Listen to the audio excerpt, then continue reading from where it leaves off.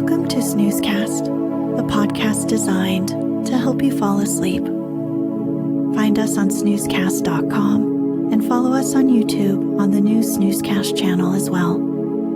This episode is brought to you by Feet in the Grass. Tonight, we'll read the next part to The Secret Garden, a novel by Frances Hodgson Burnett, published in 1911. If you'd like to listen to this story's episodes easily in order, go to snoozecast.com/series. In the last episode, Mary likens Colin to a young Rajah, a boy king she had encountered while in India, and nothing at all like Dickon. While they sit together, Mrs. Medlock and Colin's doctor, Dr. Craven, come in. Dr. Craven does not approve of Mary cheering Colin up. He seems to think Colin should stay ill and miserable.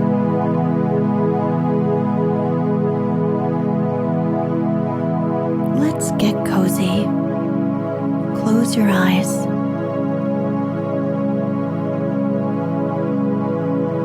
Relax your body into the softness of your bed. Now, take a few deep breaths.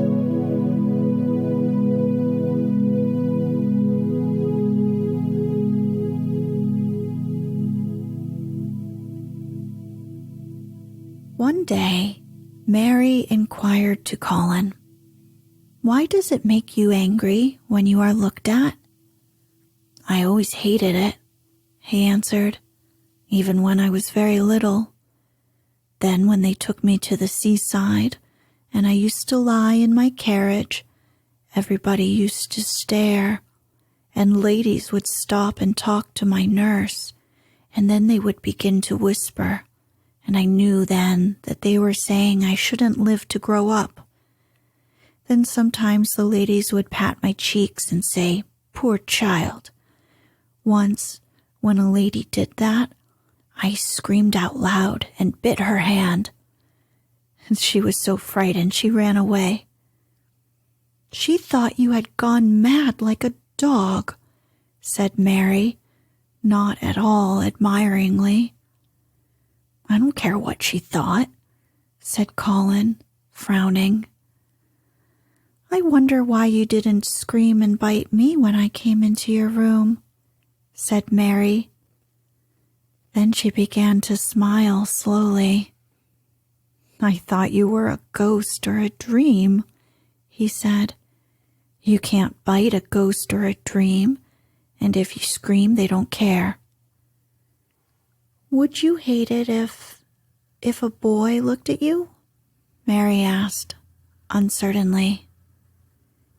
He lay back on his cushion and paused thoughtfully. "There's one boy," he said quite slowly, as if he were thinking over every word. "There's one boy I believe I shouldn't mind. It's that boy who knows where the foxes live, Dickon. I'm sure you wouldn't mind him," said Mary. "The birds don't, and other animals," he said, still thinking it over. "Perhaps that's why I shouldn't. He's a sort of animal charmer, and I'm a boy animal." Then he laughed, and she laughed too. In fact, it ended in their both laughing a great deal and finding the idea of a boy animal hiding in his hole very funny indeed. What Mary felt afterward was that she need not fear about Dickon. On that first morning, when the sky was blue again, Mary wakened very early. The sun was pouring in slanting rays through the blinds, and there was something so joyous in the sight of it that she jumped out of bed and ran to the window.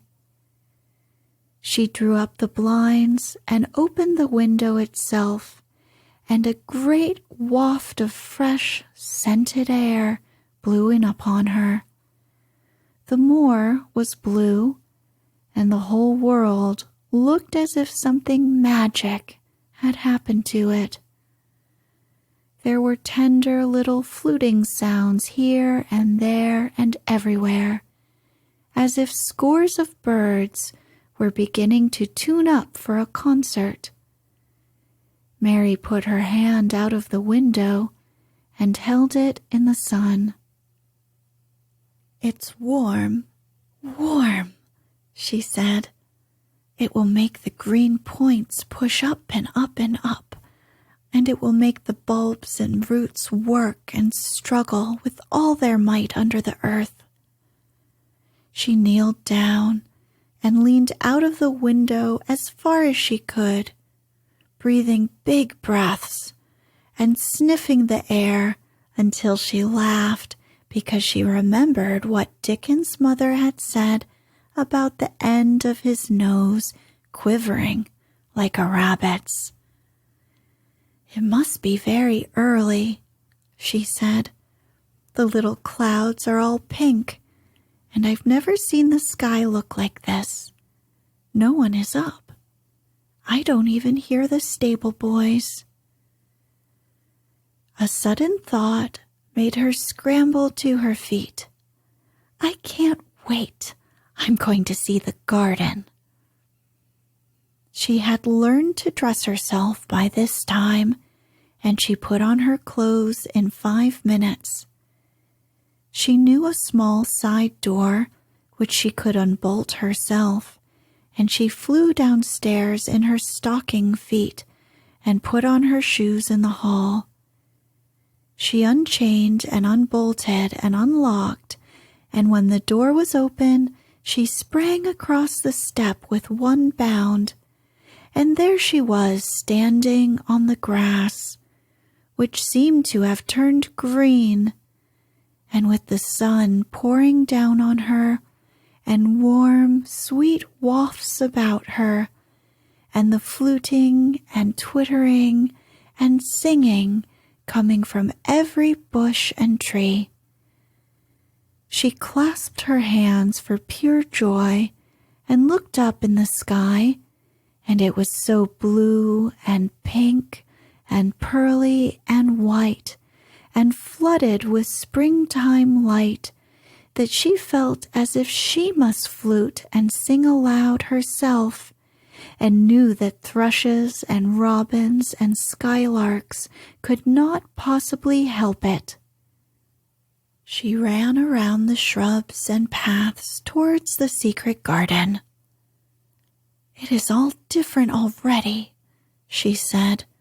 "The grass is greener, and things are sticking up everywhere, and things are uncurling, and green buds of leaves are showing. This afternoon I am sure Dickon will come."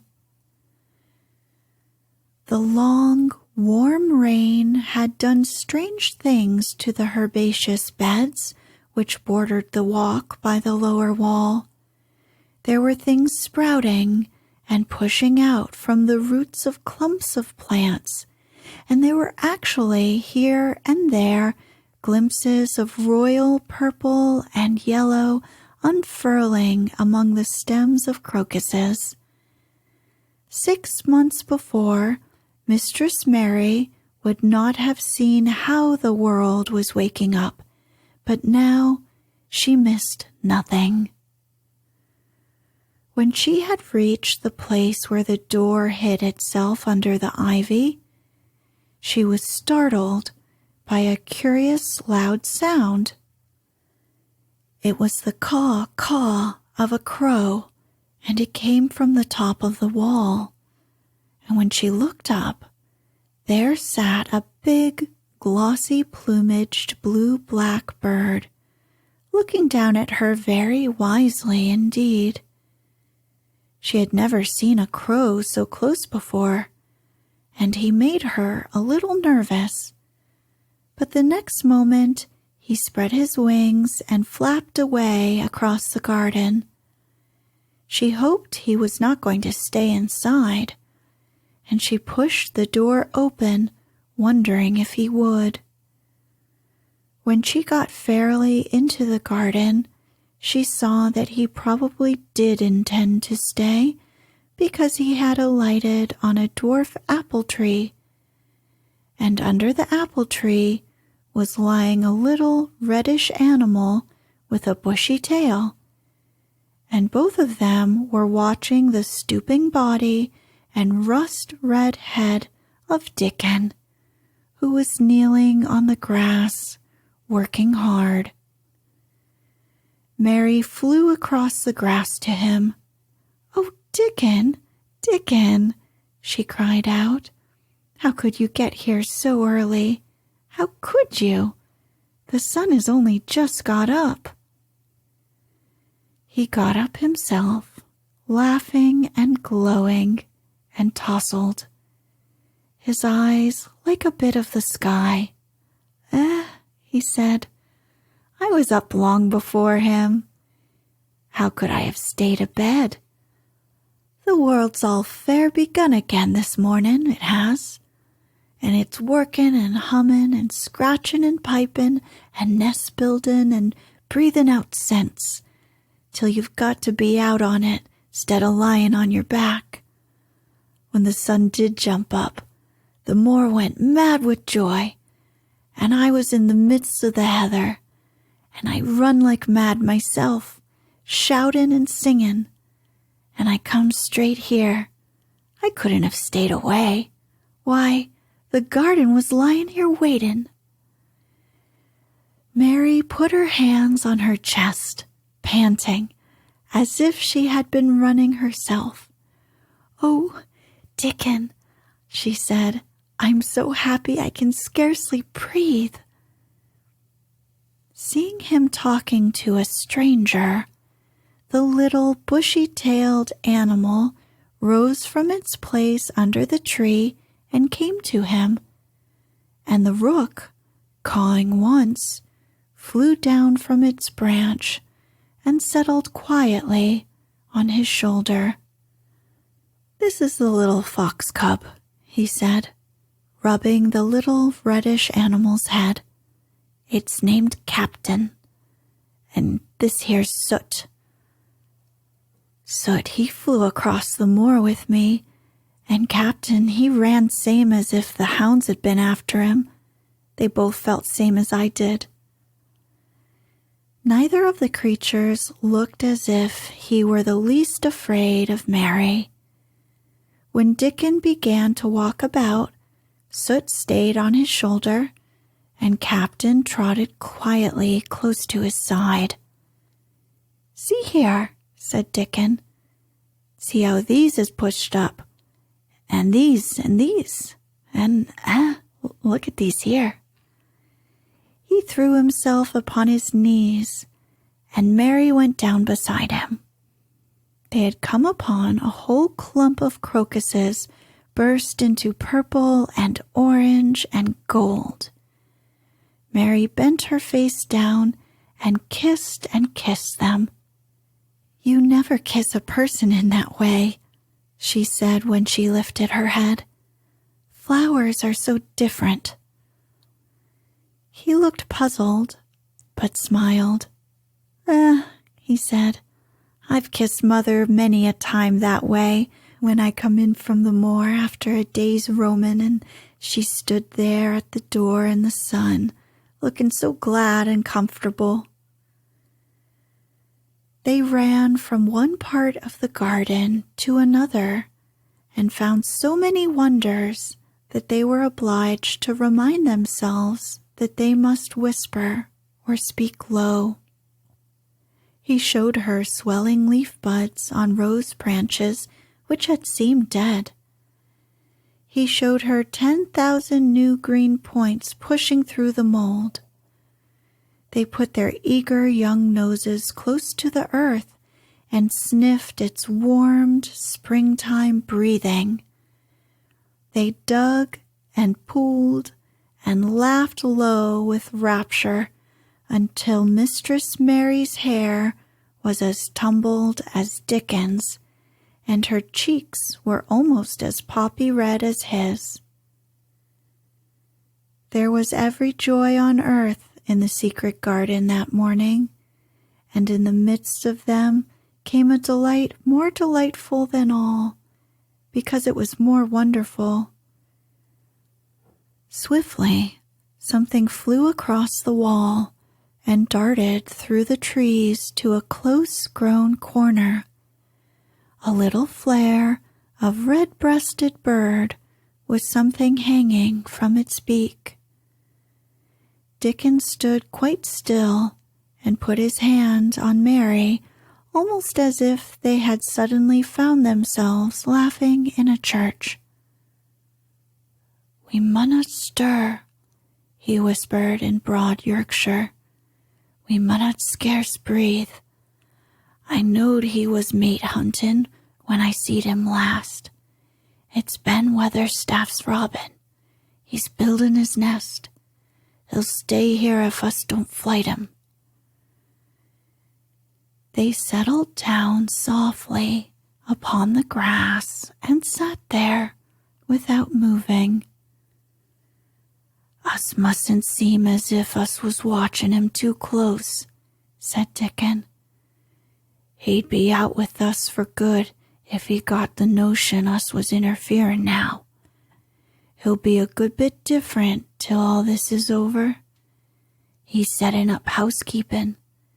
He'll be shyer and readier to take things ill. He's got no time for visitin' and gossipin'. Us must keep still a bit and try to look as if us was grass and trees and bushes. Then when he's got used to seein' us, I'll chirp a bit, and he'll know us'll not be in his way." Mistress Mary was not at all sure that she knew, as Dickon seemed to, how to try to look like grass and trees and bushes. But he had said the strange thing as if it were the simplest and most natural thing in the world, and she felt it must be quite easy to him. And indeed, she watched him for a few minutes carefully, wondering if it was possible for him to quietly turn green and put out branches and leaves. But he only sat wonderfully still, and when he spoke, dropped his voice to such a softness that it was curious that she could hear him, but she could.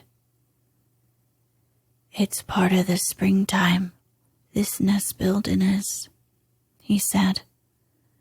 "I warrant it's been goin' on in the same way every year since the world began. They've got their way of lookin' and thinkin' and doin' things, and a body had better not meddle. You can lose a friend in springtime easier than any other season if you're too curious." "If we talk about him, I can't help looking at him," Mary said, as softly as possible. "We must talk of something else. There is something I want to tell you." "He'll like it better if us talks of something else," said Dickon. "What is it thou's got to tell me?" "Well, do you know about Colin?" she whispered. He turned his head to look at her. "What does thou know about him?" he asked. "I've seen him. I have been to talk to him every day this week. He wants me to come. He says I'm making him forget about being ill and dying," answered Mary. Dickon looked actually relieved as soon as the surprise died away from his round face. "I'm glad of that," he exclaimed. "I'm right down glad. It makes me easier. I knowed I must say nothing about him, and I don't like having to hide things." "Don't you like hiding the garden?" said Mary. "I'll never tell about it," he answered. "But I says to Mother, 'Mother,' I says, 'I got a secret to keep. It's not a bad 'un, thou knows that. It's no worse than hiding where a bird's nest is. Thou doesn't mind it, does thou?'" Mary always wanted to hear about Mother. "What did she say?" she asked, not at all afraid to hear. Dickon grinned sweet-temperedly. "It was just like her, what she said," he answered.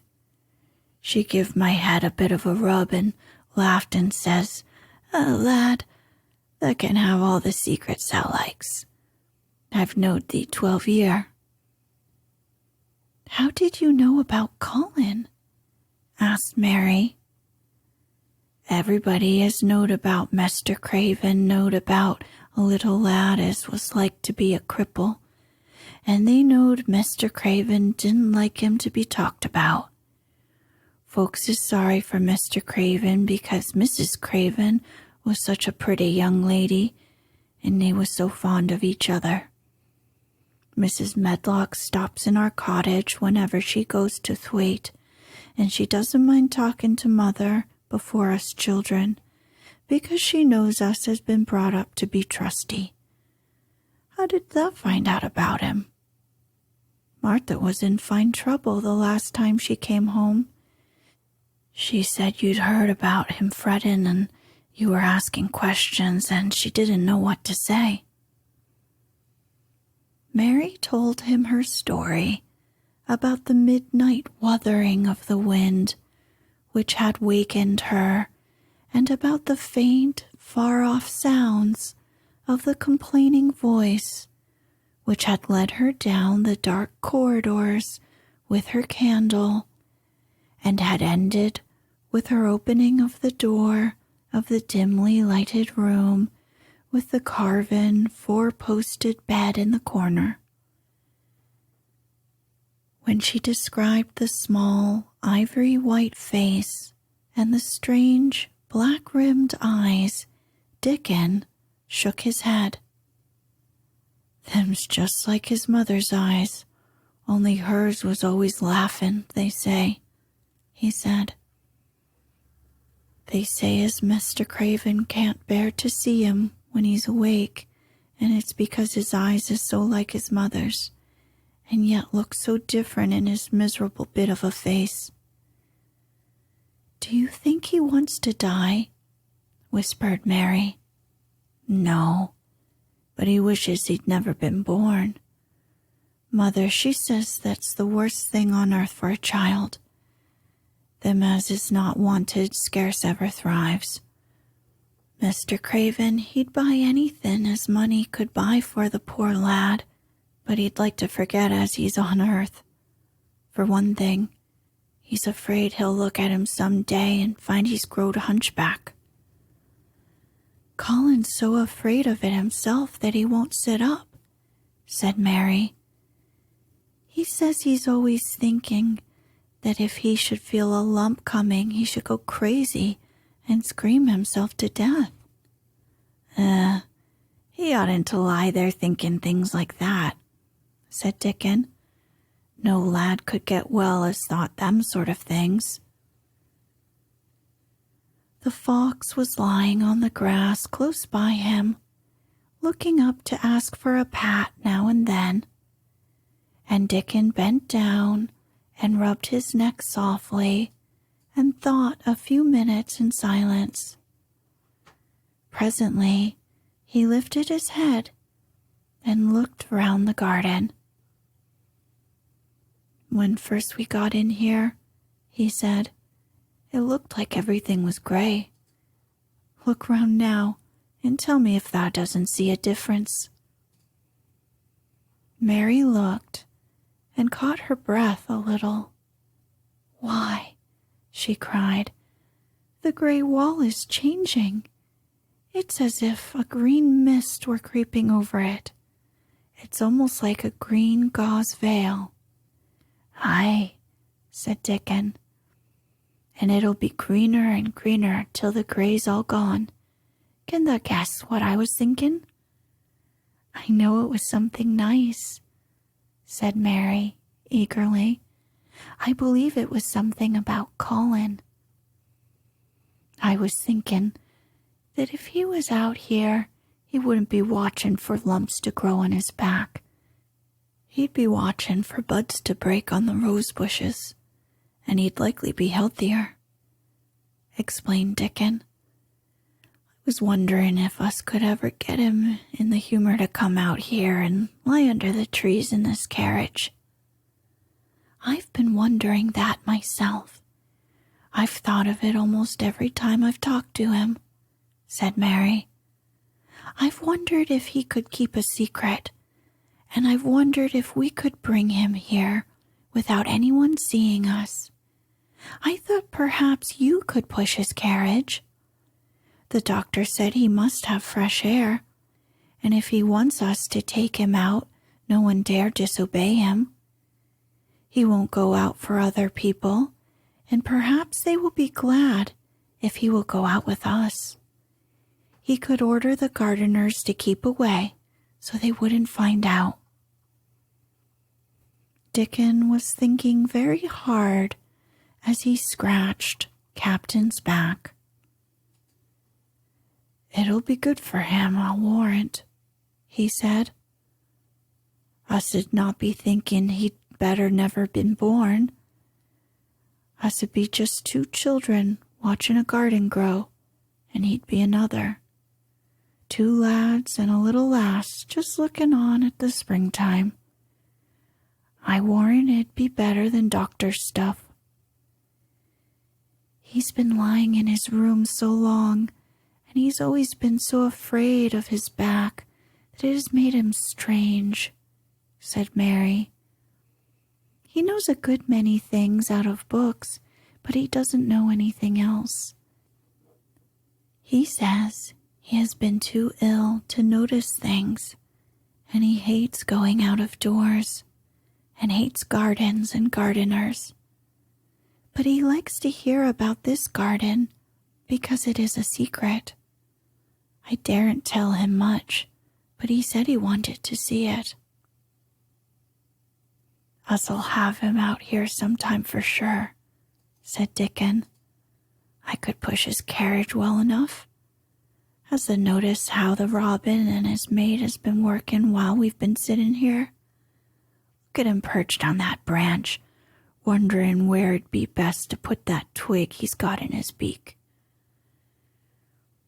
He made one of his low, whistling calls, and the robin turned his head and looked at him inquiringly, still holding his twig.